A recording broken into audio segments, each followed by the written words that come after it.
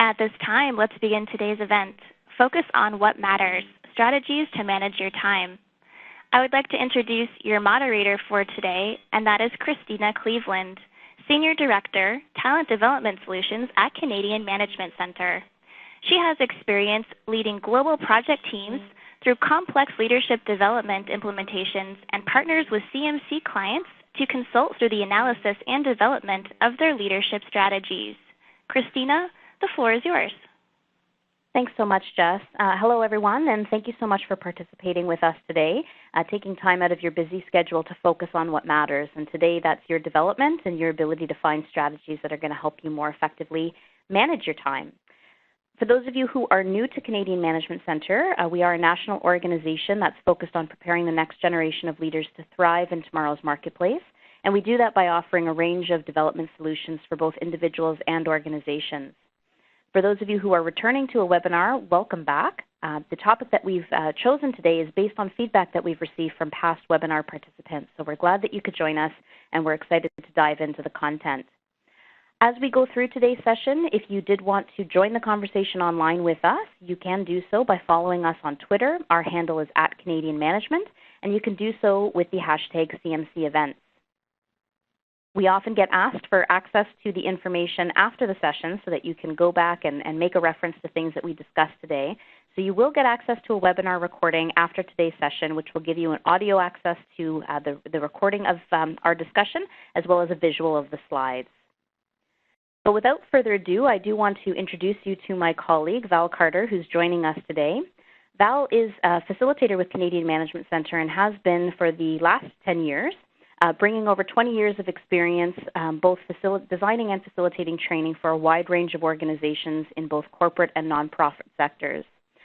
Val is based in Calgary, so she is representing to Western Canada, but she has also lived and worked in a variety of countries, which gives her a truly global vision of the workplace, and she's able to integrate her knowledge and expertise into sessions that she delivers for us, both in our open enrollment space as well as for on-site solutions. So Val, welcome to today's session. Well, thank you, Christina, and hello, everybody. Just wanted to say, first of all, why are we talking about this, making time for what matters? We are busy. I don't know about you, but it used to be that you'd say to people, hi, how are you? And they'd say, I'm fine, how are you? You'd say, I'm fine, and you'd go your separate ways. Now you say to somebody, hi, how are you? And what do they say? They say, oh, I'm busy. And you don't just say, I'm busy too. You say, you think you're busy? Let me tell you how busy I am. I'm doing this, I'm doing that. And we have this one-upmanship of busyness. And, somehow we've got into this situation of competing demands, high levels of urgency.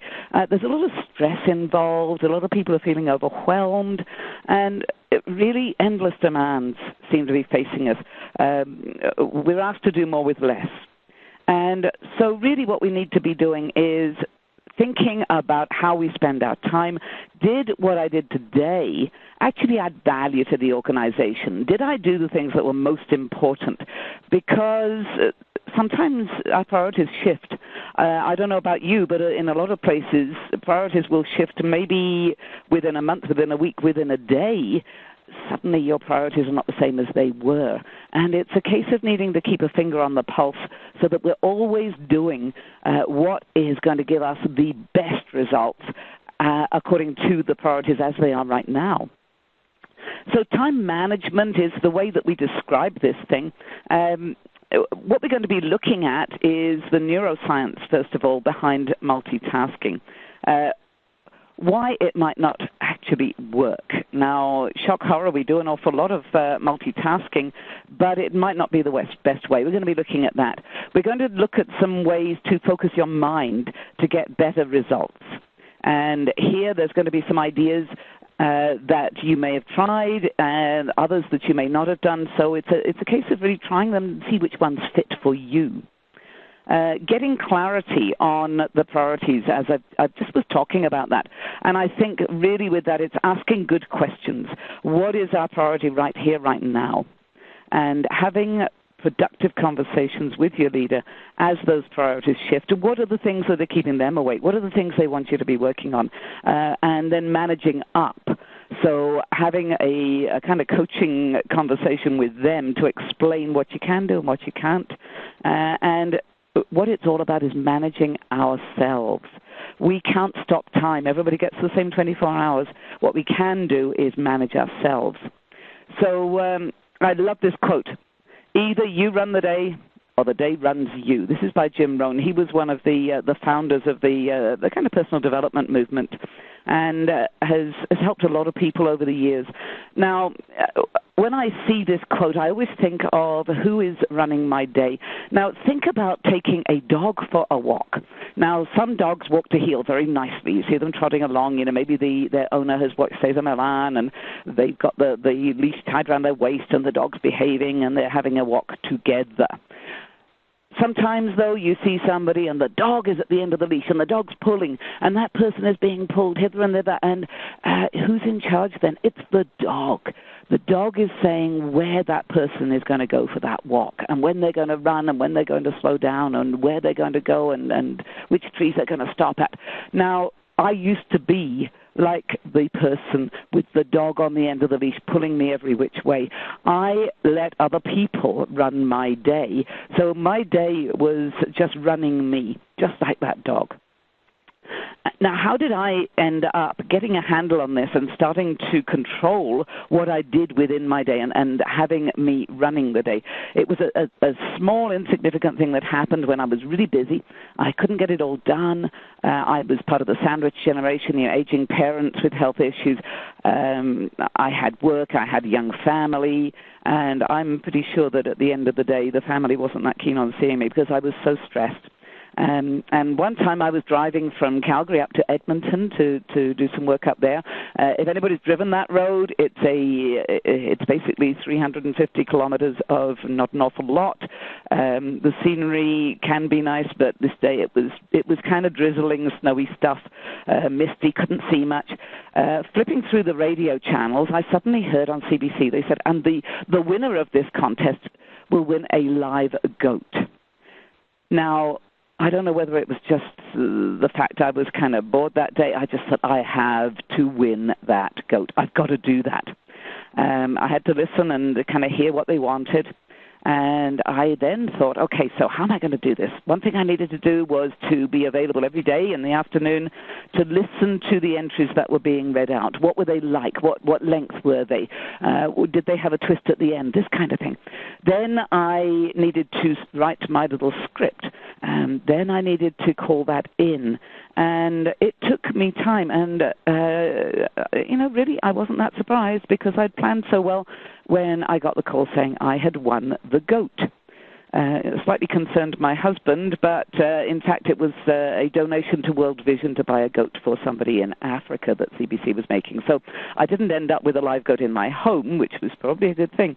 But I sat down after that and thought, how did I make time to enter that contest? I wanted to do it, yes. Was it really that important? But I planned. I used the P word. And planning, to me, is something I don't like to do, but it works. So are we really too busy? I think what we're busy doing sometimes is we're too busy doing the wrong thing. You've heard of the Pareto principle, probably, that 80% of your success comes from 20% of the things you do. And this comes from an Italian economist, Vilfredo Pareto. In the late 1900s, he discovered that 80% of the wealth in Europe was held by 20% of the population. And he thought, that's interesting, and did nothing with it. Now, later on, in about the 1940s, people looked at this again and said, does that hold true in other facets of our lives? And yes, it does. It's not always exactly 80-20, but roughly there's always an imbalance in things if you examine them. 80% of the money donated to charities comes from 20% of the donors. Now, you may relate to this one, maybe not where you work, but places I've worked for sure. 80% of my challenges at work come from 20% of my colleagues. And so 80% of success, of the results, come from only 20% of what you do. So what we need to be doing is really selecting the high payoff tasks, Those are the ones that we have to fix our focus on, the big rocks, the things that really are going to get us where we need to be. Because we need to make choices.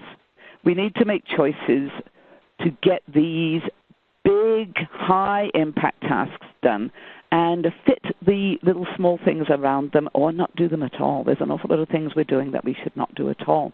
One thing is perfection. So don't be too perfect when it doesn't need to be perfect. And you'll be saying, okay, Val, yeah, that sounds great. How do I get focus? Well, the first thing I'm going to say, some of you throw up your hands in horror and say, you don't know my workplace, that won't work. Yes, it will if you think about it. And this is setting aside some uninterrupted time to get some headway on these high-impact tasks. The key is making sure that what you are focusing on is really adding value to the current priorities for your own goals, for your department's goals, and for your organization's priorities. So when we feel urgent, when we feel pressed, when we're really busy, what do? We start to multitask.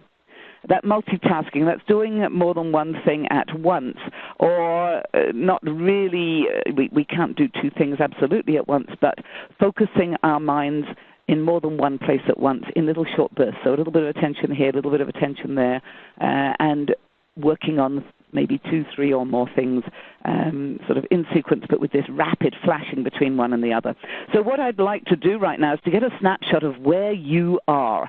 So Christina, maybe you would help us to get some answers from the people online today. Yeah, great. Thanks so much, Val. So we are opening up a poll right now on the right-hand side of your screen. And in front of you, you'll see the question, which is, what kind of multitasker are you?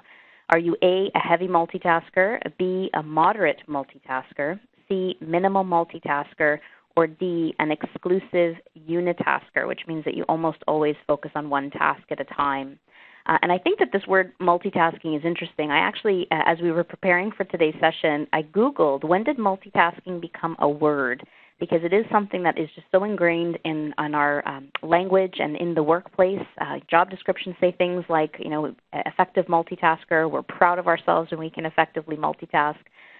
But I couldn't really get an answer on when it became a word, but for as long as I can remember, it has been something that we've been praised for when we've been an effective multitasker. So as the results come in, Val, it looks like based on what we're seeing, the majority of people who are on the line today selected B, moderate multitasker. Wow. So they often do more than one thing at a time. Wow. The next option is 27 heavy multitaskers. I'm almost always doing more than one thing. And then the third option is minimal multitasker. I tend to focus on the task at hand, but will occasionally multitask. And we have 1% in option exclusive unitasker. 1% exclusive. Wow. And so looking at that, with just over 50% moderate, 27% heavy, that's over three-quarters of the people online today are really focusing on more than one thing at a time, if not a lot of things at one time. That is a lot of stress involved, I'm pretty sure, for those people. So thanks for joining us. Hopefully we can reduce some of that stress on you today. So looking at this picture of the person juggling, do you feel like this? I've felt like this some days. And multitasking fools us into thinking that we are doing more. Now, does it really? There's a cost to it. Think about your computer. Your computer is running along. You're doing something, maybe you're writing a document, you're in Excel, whatever you're doing, and then you decide, okay, I need to download a PDF, I need to upload some photos, I need to stream some video, I need to copy some files over. When you ask your computer to do all that at the same time, it can't do it absolutely the same time. It will flash in and out of these different programs. And that's what multitasking is like. What do you notice about your computer then? It slows down because it has to keep flicking between one and the other. And so if you ask it to do one thing at a time, download the PDF, it happens faster. Then upload the photos. It's much quicker. And so when we are trying to think about more than one thing at a time, our brain can do it. Yes, it can, but it causes us to be less efficient. So what are some of the realities of multitasking? we're looking at diminished productivity. It makes us less effective.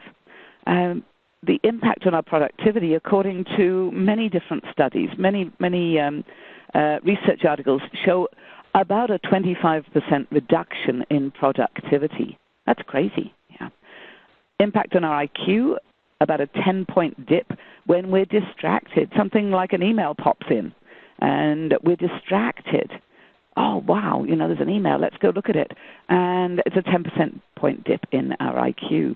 The impact on our quality of work. So more errors, some mistakes, especially when we have to think critically about something, making decisions, trying to find a solution that won't just take us to the status quo, but will move us beyond where we are.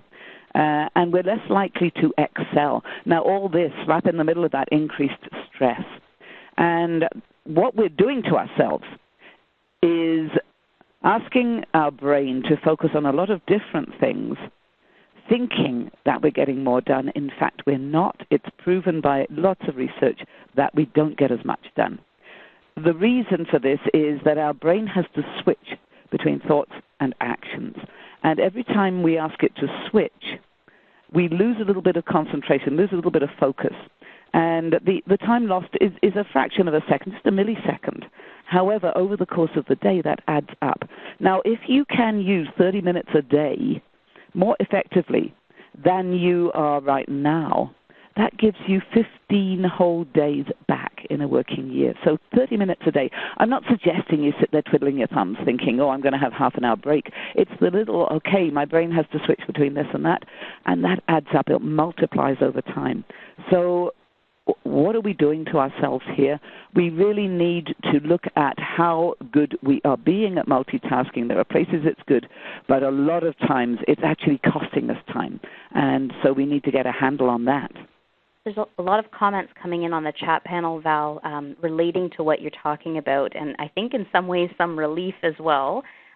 People complaining or were concerned that they thought age was actually causing their brains to slow down and to lose focus, concentration, and the ability to remember things, when in fact it's probably the busyness of what we're experiencing and the impact of multitasking on our brains that's causing some shift and some impact in our ability to focus and to get results and to remember things. Absolutely, because our brain's trying to hold on to all these thoughts. It's really tough, really tough. And this is where we turn to neuroscience. There's a cognitive cost. There's a cost in our brain of switching back and forth. There's a lot of time wasted in focusing and refocusing. We have our heads buried deeply in something. Somebody comes in and interrupts us, or we go and check our email, or we suddenly think, I've got a thought I need to capture, and we get distracted.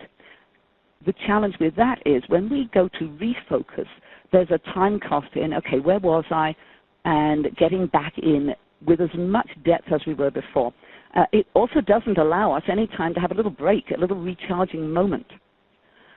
When we have a lot of things in our head that we may need to access very quickly, and that's what multitasking is. We've got a load of things in our brain that our brain is saying, Val wants to focus on this, and this, and that, and the other. And so it's holding all these things in a part of the brain where we can access them very quickly. This is hugely energy draining on our working memory. It really impacts our ability to think through problems, to get to a solution that isn't just the status quo, we solved the problem, but to get to a solution that's going to move us forward, to think creatively, to have good judgment when we're making decisions. David Rock, who has done a lot of work on the neuroscience of leadership, some of you may know his work, and he talks about multitasking as equivalent to in a theater, in a stage theater, you're keeping people in the wings, keeping actors in the wings, ready to have them come on center stage and have the spotlight on them. Well, you need somewhere to put those people, you need enough space, you need somewhere where they can hear the cues, so you need all that, and they are there sort of stressed, waiting to come on, and you have to be very good at, here's the cue, they come on, then you have to know to get rid of them again. It drains energy, and this is part of the feeling of being overwhelmed and just drowning. It feels sometimes as if we're drinking through a fire hose with all this stuff coming at us. We're doing it to ourselves quite often because instead of focusing on one thing, we have all these things whirling around in our minds. So, the cost in time, obviously the more complex the things you're working on, the more time is going to involve in refocusing.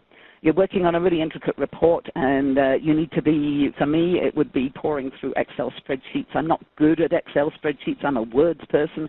I've got my brain working on all these wonderful pivot tables and things, and somebody interrupts me or I interrupt myself. It's going to take me a lot longer to get my brain back into that than if I'm just reading through an email that I need to send to the boss. So the challenge with multitasking, and research backs this up, it increases our stress. It makes it harder for us to concentrate and focus, and the more we do it, the less we can concentrate and focus. And it's not only at work. You may find that your focus in your home life is not as great if you're constantly multitasking at work. Even if you don't at home, you may find that you're losing that ability. Having your mind wander, you're busy doing something and your mind is off somewhere else. Your memory isn't as good as it was in the past. Well, there's all sorts of reasons that might be the case, but multitasking does impact your working memory. And from that, then our other forms of memory, our long-term memories sometimes take longer to access because we're jumping around. We've got all these things in our brain. They're in the way of the messages going to our long-term memory. So there's stuff in the way. It's like trying to plow through a snowstorm. You also get that feeling that nothing's ever finished. You don't really know what the final line is. Now, when everybody worked in basically manual jobs, a lot of people did manual jobs. You were digging a ditch. You were making widgets. You were harvesting a field of hay. You knew when the ditch was dug. It was finished.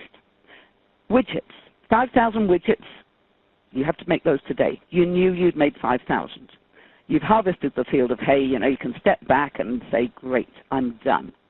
But knowledge workers, people who use their brains for the most part to work, and a lot of us are in that situation these days, what they need to do is to be constantly thinking. And so sometimes we don't switch off, and then it really impacts what we do. So what I'd like you to do now, please, is just tell us, what have you noticed? We've got another poll coming up. I'm going to ask Christina to just talk you through this one, see how you feel. Thanks, Val. So actually, we're going to open it up into the chat panel so that you can give us a little bit more commentary. It would be nice to get responses from you. So in the chat panel, if you click on the option to send to all panelists, that will allow both Val and I to see it. And give us your thoughts on what are your reactions to what we're talking about in terms of the neuroscience of multitasking. And have you seen these effects in yourself and others? And it just so happens that I was commenting on multitasking as you were speaking, Val, and of course I was trying to type and listen at the same time. And I did actually make a typo. Okay. So that worked out well. But some people are responding now that they have seen the effects. One person mentioning memory. So for anybody who feels like their memory may be slipping on certain things as we're moving in between tasks, that can certainly happen. Somebody commenting that it's a hard habit to break. As the responses come in, Val, one participant asked about the fact that most jobs posted today ask for people who can multitask. So, the word multitasking, probably evolved a number of years ago when we didn't have as many devices that would cause us the conflict that we're dealing with right now. So what are your thoughts on multitasking as a job requirement? Okay. Multitasking, and we're going to look at this in a moment. Multitasking when things are related. There are times to multitask, and there are times absolutely not to multitask. Now, I think it's a little bit like time management. We throw out that term, time management. It's impossible. Time manages itself. We all have the same number of hours in the day. It's really self-management, but we don't call it that. Now, what I think people mean when they post a job saying a multitasker is needed is, hey, heads up, this is a really busy job. We don't want somebody who is going to come in the morning, spend a while organizing their pens and pencils, in the order of sharpness of pencils, color of pen. We need somebody who's going to come in, leap in, and work really hard. And with multitasking, there are times when it's great, and some jobs involve more than others. But I do believe that when you have a job, part of your responsibility in any job is to educate upwards, educate your boss. And sometimes, and I'm sure some bosses are, I know very well that they are more amenable to education than others. But when it comes to, as your direct report, I can do way more for you if I can have some time during each day when I can work uninterrupted. What's not to like? I will work very hard. I will get this done. What I need to do, though, is for these particular priorities, the ones that really matter, the ones that are big rocks here, the ones that are really going to get us the results, I need at least some time during the day or at least some time during the week when I have the ability to work without interruptions and have your understanding. So that's really my view that, we call it that, but a lot of people don't really mean you have to juggle all day long. Do you think that answers the question that you had in there, Christina? I think so, Val, and we've been getting some great contributions coming in, so I will turn our attention back to that. But some of the the definition I sent out about multitasking is that it's not about doing many things at the same time. It's about doing singular tasks on multiple parallel tracks. So moving from task to task as priorities shift. And I feel like if you think about a chef in the kitchen, that's probably the best example. They're not chopping multiple vegetables at one time. They're chopping one vegetable at a time, but there's a lot happening there. So in terms of reactions from the audience, Val, as it relates to multitasking, many people indicating that they've seen the effects.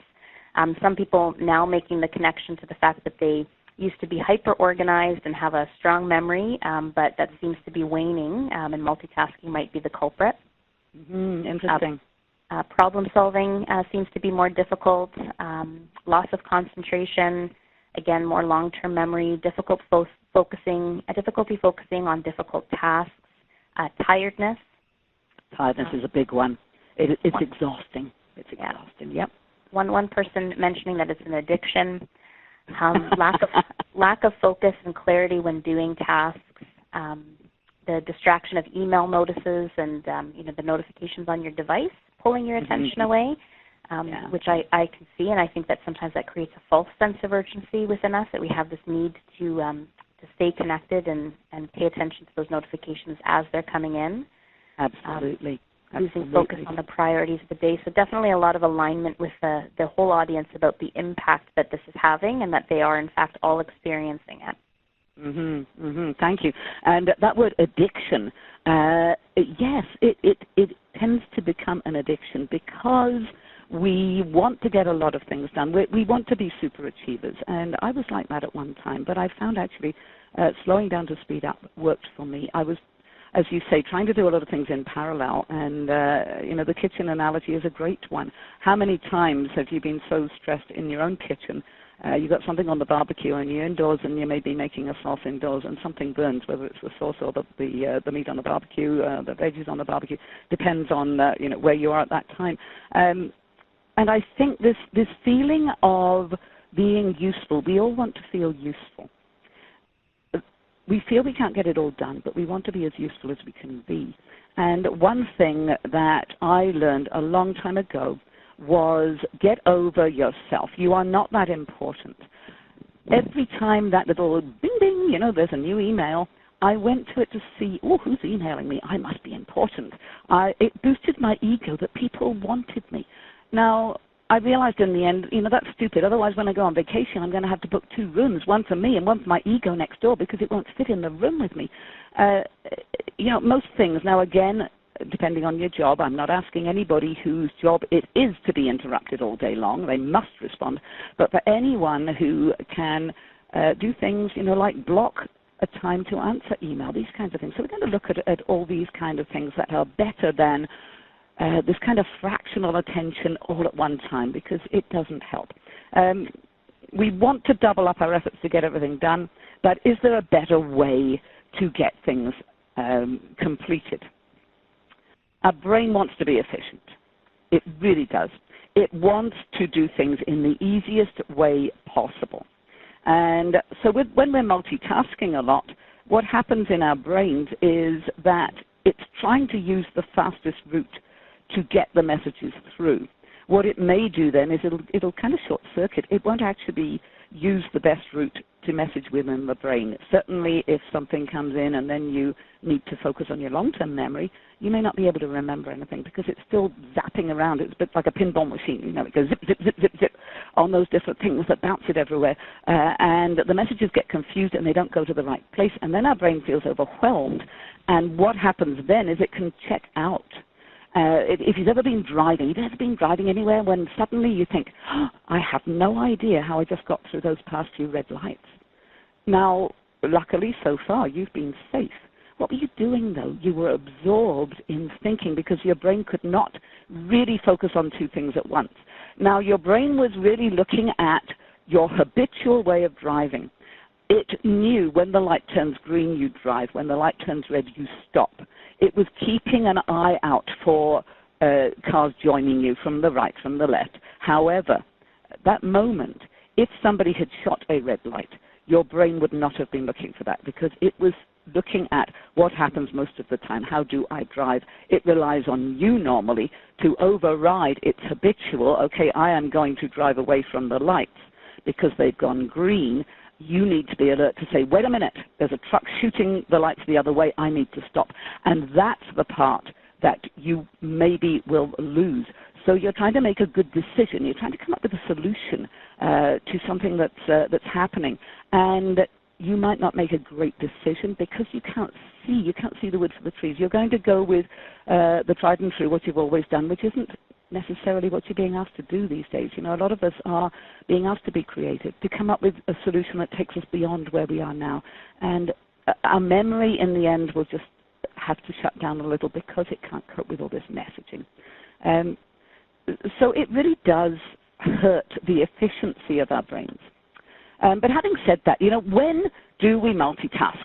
There are some great times to multitask, and I have used this to my advantage. Now, as I said earlier, I dislike planning in the extreme, but I've learned that it's the only way. Plan what to do, plan what not to do. Now, you can multitask if you use two different parts of your brain. So the routine, the habitual, in the shower in the morning. I know how to shower myself. I can do that without thinking about it.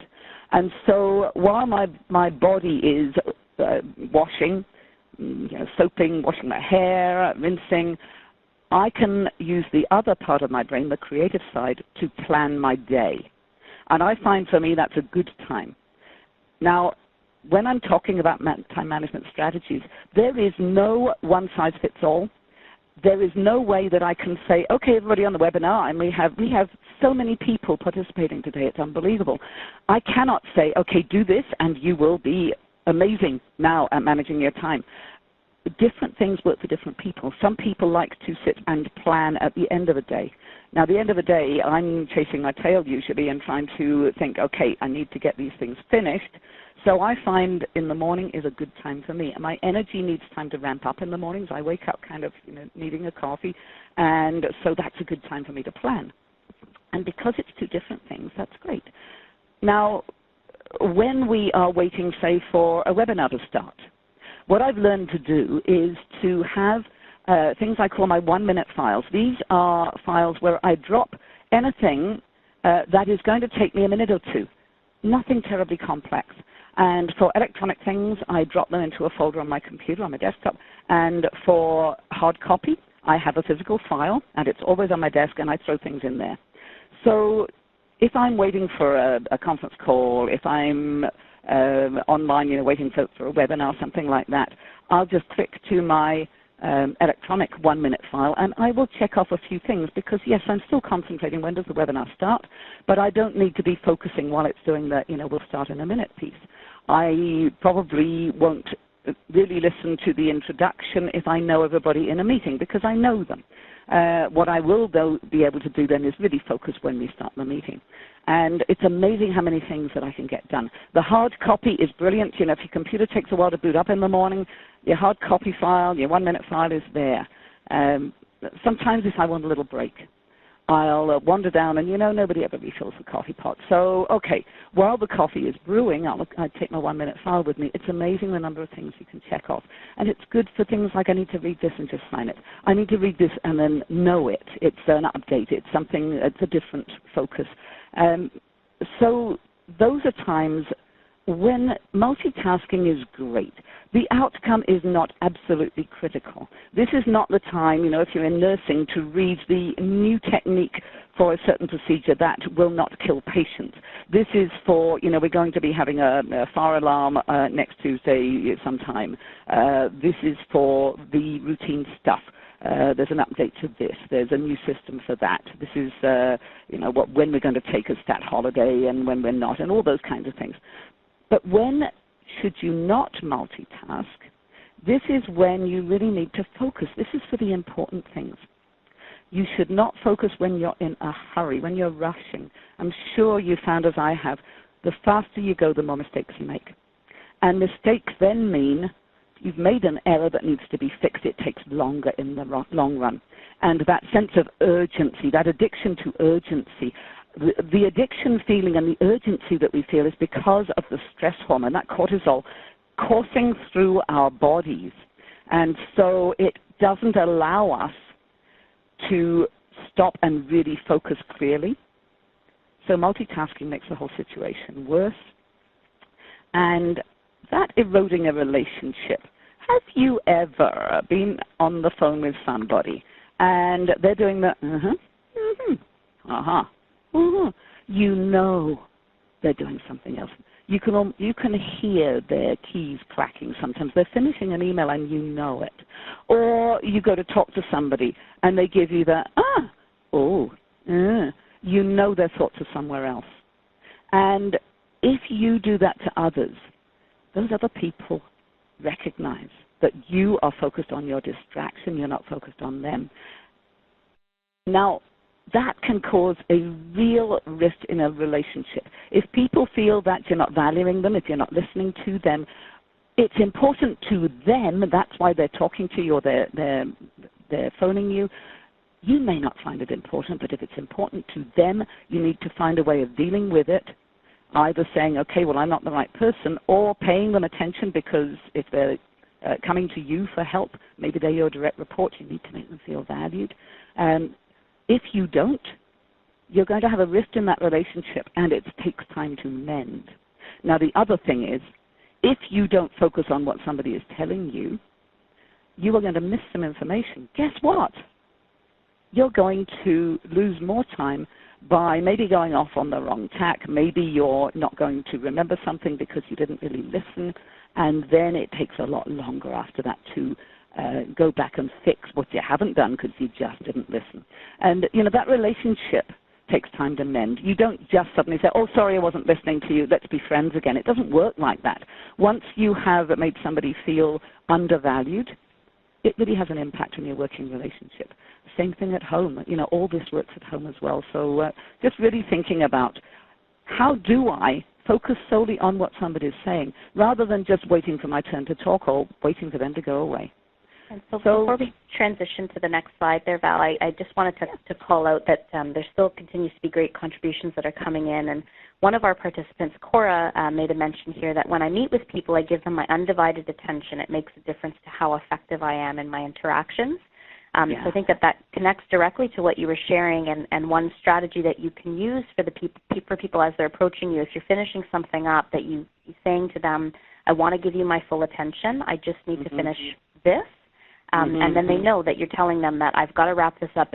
I want to hear what you have to say, and what you have to say is important to me. And that right-sizes their sense of urgency as well. Absolutely. It's treating people with respect.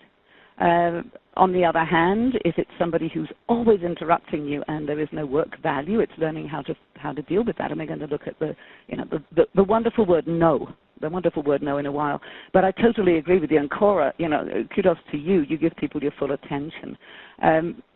One thing with having uninterrupted time each day is telling everybody what's in it for them. Now, just saying I'm going to work on my own, I don't want anybody to interrupt me, I know that you will get funny looks or people will be talking behind your back, who do they think they are? It's explaining to people the reason that you and hopefully everyone around you can have uninterrupted time and making it all about them. What's in it for them? When you interrupt me when I am busy, I've got my head focused on something, I cannot give you my full attention. So please, I'm going to work between 10 and 11 each day without any interruptions, and I'm going to put something that's usually something amusing, helps genius at work, or something to remind everybody that I am not to be interrupted. When you do come and talk to me, then I will give you my full attention as long as it's not between the hours of 10 and 11. But you'll understand that my brain is already distracted, so I can't focus on you. It gives them a reason to leave you alone, and I find that works brilliantly. And then, making sure you do, just as Cora said, give them your full attention, and you will be more effective and efficient. So it's really a case of choosing attention and focus in everything you do. Attention on the person coming to talk to you, attention on the jobs that you're doing. Yeah. And so Val, if we use, I know we've used many examples, but we just think about, somebody made a mention of this online, Stefan saying distracted talking is like texting and driving. It can create a wreck of any given situation. And so, I love that, Stefan. Yeah, well, across many provinces, countries, there's more of a focus being put on the fact that you can't be distracted driving. So that's reinforcing the point that our brains are just not designed to be able to multitask in that way. And I think we have to unwind the perception that multitasking was such a great thing, or really redefine what multitasking actually is, and right. Recognize what habits we have that are making us unproductive. I agree. I agree totally with that. I agree with you, Stefan.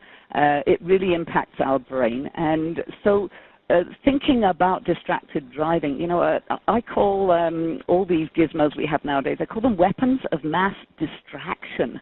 And they're everywhere with us. Going into a hockey arena and seeing posters up saying, parents, your children are playing, please watch them, not your cell phone. What are we doing? We can't do it all, and I think we need to redefine multitasking. I think also we need to redefine what feeling good about achievement at work is, or achievement at home even. No longer can we say, I have made my 5,000 widgets, I'm done. We have to say, okay, I have done this to the correct standard and in the correct time frame, with the minimum of energy used up, and I'm good with that. I need to stop now and move on to something else. We will never, I believe, get that feeling of I've done everything ever again, because we can always think more about it. So we need to learn to say, okay, when am I done? Some things I have to do absolutely perfectly. Some things good enough is good enough, knowing the difference. I used to be a perfectionist, and wow, when I stopped being perfect in everything, only perfect when it really matters, that really helped me, really, really helped me free up a lot of time. So anybody out there who's a perfectionist, please join me in trying to change the world. Good enough is good enough a lot of times. Please, perfect, if you're going to come and revive me if I'm lying on the floor not breathing, I want the perfect treatment, please. But otherwise, quite often, we do things perfectly. We don't need to do perfectly. We'll fill in a form. We'll get the edges of the typing all aligned. It's a form. It's basically filling in our name. Who cares? Let's just move on. But knowing when to do that. So the power of focus. How do we do that? Paying appropriate attention to what has your attention maximizes your productivity. And that's a quote from David Allen. Absolutely. Quietening your mind, not distracting yourself. So first of all, look at yourself. Observe your own habits. And what I've found works really well is asking people around me, my nearest and nearest at work, nearest and dearest at home, what habits do I have that you see are not working for me? Because we're self-aware as far as we want to be. But I find asking others helps me really understand what I'm doing. Really think about your focus. How do you focus your mind? What do you do? Is there a particular situation when you tend to multitask and when you don't? Is it when your boss is around? Is it when you're getting to the end of month reporting? What is it? And so looking at tips for this. Your brain's going to be better if you can build your capacity. So we'd really like you to share your brilliance here. What do you do to kick the habit? What have you done? What helps you focus? Just going to hand this over to Christina to set up the chat panel poll. Yeah, so there's chats already coming in. One person, Mark, just indicating, I just turned off my email notifications. So it's such a freeing experience, Mark. Congratulations. Woo-hoo! Well done, Mark. Amanda indicating that she makes lists. Someone else, Emmy suggesting every morning I take a minute to breathe deeply so that I don't rush through my day and can treat my time with mindfulness. Wow. More coming in here. So again, deep breathing, turning off the phone, to-do lists, and then a daily triage of activities. So that would be your prioritizing. A triage, yeah, lovely. Somebody making a mention here, Jane's mentioning, I'm focused when I'm doing my favorite things. And I think that that's a great connection, because procrastination can kick in when we have things that we need to get through, but we want to get to the things that bring us that gratification. So sometimes you have to reorder those things and put the things that you don't enjoy as much up front so that you'll get them done, and reward yourself with the opportunity to then work on some of your favorite things or the things that really motivate you, assuming that that fits in with your priorities. Absolutely, yeah. We tend to do the things that we like to do that are easy, and that leads to putting off the big things that we should be doing quite often, because we don't really know where to start, so we pretend we don't have time. We do have time, we just haven't chosen to work on that. Yeah. So Joan is saying that she's learning how to plan ahead. Candace is indicating no electronics. Rochelle's blocking important tasks within her calendar. Lisa's saying, I have an office so I can close the door part ways to concentrate better. Even so, I find, it's a great strategy, but we teach people how to treat us. So if somebody knocks on the door and sticks their head down, do you have a minute? The moment you say yes, when you're trying to concentrate, you've blown it. Unless it's a real emergency, you should be teaching people that you're not to be interrupted. It's hard, but it works. It really works. I will come and see you after 11 o'clock when I can give you my full attention is a lovely answer. So lots of other things coming. Some people are using headphones and open office concepts, so that shows that you're focused on something. Quiet time when driving into the office.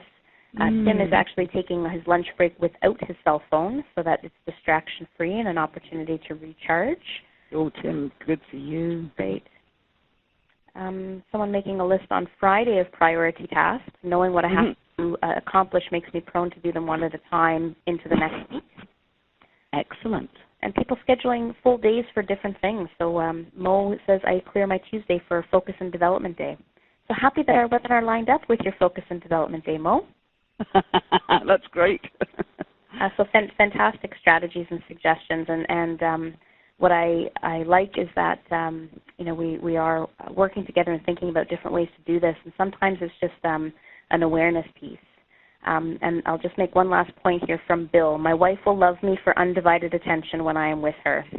I will not be thinking of other things when I talk to her or when listening to her. And to your point, Val, like the undivided attention for anybody, whether it's your children, your partner, or your colleagues, that is such a gift that you can give them to truly zone in and focus on them, and they'll feel the difference between distraction and not. Absolutely, Christina. They really will. And I found, I was trying to do everything for everybody. I was very much a yes person. Why was I doing that? Because I wanted everybody to like me. What I found was they liked me more when I said, this is not a good time. Come back at this time and we will talk. Or even better, leave me a note on a whiteboard. If you find the answer to what it is, come and erase it, so that I didn't have to do all the running. And I found people liked me more because the comments I've had, Val, that was a lovely conversation with you. Well, sometimes all I've done is listen and help somebody with a few good coaching questions. I haven't done much talking, but I've listened. I've really understood what they're telling me. And people appreciate it and they like me way more. And it's simply that I realigned my priority into, okay, I need this time when I'm not interrupted and this time when I can focus on others. So, it's a case of building new habits. And certainly some of the CMC programs will really work you through these. They're brilliant at giving you new ways to look at yourself at home and at work. As Bill says, his wife will like that. when you go home after a day of heavy multitasking, you're stressed, you're frustrated, you hit heavy traffic, or you're standing on transit, and I'm sort of vertically challenged, so I'm always nosing somebody else's armpit. I get home, and it's not a good feeling. If you can go back home with that rather more serene approach and really be a person who is there fully present for your friends and family, it makes a big difference. And it's also that healing for you. You have that recovery time. So certain things, I haven't got time to go through them all, but certain things that I've found work for me. Checking email twice a day, letting everybody know that's what I'll be doing. So sometimes it's a reminder to people when they send an email in. I check email between 11 and 12 and 3 and 3:45 every day. Same on voicemail. Another thing that I do is use a technique called the Pomodoro technique. Pomodoro means tomato in Italian, and this came from an Italian university student, Francesco Cirillo, or Cirillo. Sorry, I should have brushed up on my Italian. In the 1990s, he was studying in Rome, and he decided that he was getting distracted, so he set a timer in time blocks with then a little break. And he perfected it, and now there's a whole load of information on the internet about the Pomodoro technique. The perfect timing for him was 25 minutes. Then the timer would ring, 5-minute break. Then another 25 minutes, 5-minute break. And in the break, get up, stretch, go for a drink, get something, do something different. And after every 4 Pomodoro blocks of 25 minutes, have a 15 to 30-minute break. Now, the reason it's called the Pomodoro, the tomato, is that his timer was a kitchen timer shaped like a tomato, so it's nothing magical. But I found that, and that works for me. It's brilliant in that sometimes I'll find I want to go on a bit longer than my 25 minutes, but I know having that break and then refocusing, I can refocus way better. And as I got better at that, I find that I can then estimate, okay, I've got this report I need writing, I've got this training program that I need to write or to facilitate, I need to prep for, and I think that's going to take me, 6 Pomodoros. And so I can start to plan my time with those blocks in mind. Certainly it makes me less stressed. I find that I can then focus on my big rocks, my huge high payoff items that I need to achieve, and it stops me doing so much of the busy work. Do I really want to spend a Pomodoro on doing busy work, like reading about the office party? No, I don't. I want to spend my Pomodoro doing this, and I find that works really well. So Val, I do want to get into one of those big rocks, which for many of us is our boss. So appreciating our time and that we're getting close to the end of the time, we do want to open up a second poll to find out about what your biggest challenge is in saying no to your boss. So again, the poll's opening up on the right-hand side of your screen. So give us your feedback on, what's your biggest challenge. And the reason we included this is because we hear from a lot of our clients about the fact that saying no to your boss is one big challenge in terms of managing your priorities. So you do need to get aligned to the organizational priorities and make sure that you are working on the things that are important. And sometimes that may require us saying no to our boss. So if you give us your feedback on these responses, we'll review some strategies for saying no, and continue through to wrapping up the session for you. So biggest challenge in saying no to your boss: looks like you're not a team player. I feel bad saying no, which is a likability factor for some of us. It might negatively impact your reputation with them or others. Not having the right words to say no, or feeling confident that you're not feeling confident that you're allowed to say no. So Jess, if we could go ahead and close out the poll and see where responses netted out, and then Val will be able to sprinkle her words of wisdom on us to give us some strategies on the importance of managing up, but really more about these strategies for how we can actually say no. So the poll is closing up right now. Excellent. So we'll look to the results. So it looks like the majority is that it might negatively impact your reputation. So 27% saying it'll negatively impact your reputation, and the 25% at looking like you're not a team player. Okay. Absolutely. And so this is where I used to have the worst trouble. I can say snow, living in Western Canada, I can say snow. I can't say those 2 little letters in the middle, no. And I find that quite often it's guilt and this fear that people are not going to think that you are really on board with the team. So it's a case here, I believe, of really being strategic about what are you saying no to? A question that I ask myself, if I say yes to this, what will I say no to? Because I have my day planned, I need to decide, will I do it or won't I? If I say no to this, what can I say yes to? So is it better? Will I get more results by saying yes? Will I get more results by saying no? So choosing that. Rejecting it, I'm really sorry, I just can't help you. Redefining it. So I can't do it all. I could help with this part. Maybe next week I could do the rest. Reprioritizing, so this one is, if I have to start to work on this right now because it's a sudden new priority, which one of these other priorities I'm working on would you like me to put on the back burner? And this is where I find you've got a visual. Maybe you've got it written up on your whiteboard, what you're working on for this week. Your boss can see that. Obviously, if there's somebody to delegate or outsource, that's great. Not always possible, but it can be really good to, should I really be doing this? Is this just something I like doing? And so negatively impacting your reputation, I think, is cured more by going to your boss saying, I can do so much more for you if you allow me to work with you on our priorities here. If you keep me updated on how your mind is thinking, what are the priorities that are really important to you, and could we talk about it each time you run in and say, hey, got a new idea, let's talk it through, okay, what do I drop? And the reputation and the team play, everything go together. I think really coaching your boss is critical here. Certainly, I could talk all day on that, but I know we want to keep moving. But CMC has certainly a lot of help in their programs on how to say no. So Stephen Covey, a kind of guru about all this stuff. The key is not to prioritize what's on your schedule, but to schedule your priorities. What do you need to get done? Put those on your to-do list first. Don't just put everything on your list. What is it that you absolutely have to get done? And we don't spend enough time thinking about what should we be doing. We spend more time about when are we going to do all this stuff. We can't get it all done. And just understanding that was very liberating for me. Just can't get it all done. What do I need to do to be most effective? Works at home, works at work. So Thank you so much, Val. I know it's very easy to have us run over time on a topic like this, and the no, it's time management. We need to stop. I know, but the interaction that we've had from everybody today has been wonderful. Looks like there's a lot of relatability to the content. But I do want to just emphasize here that, when we say the key is not to prioritize what's on your schedule, but to schedule your priorities, one of the other key points that we hope we've left you with today is that you are a priority.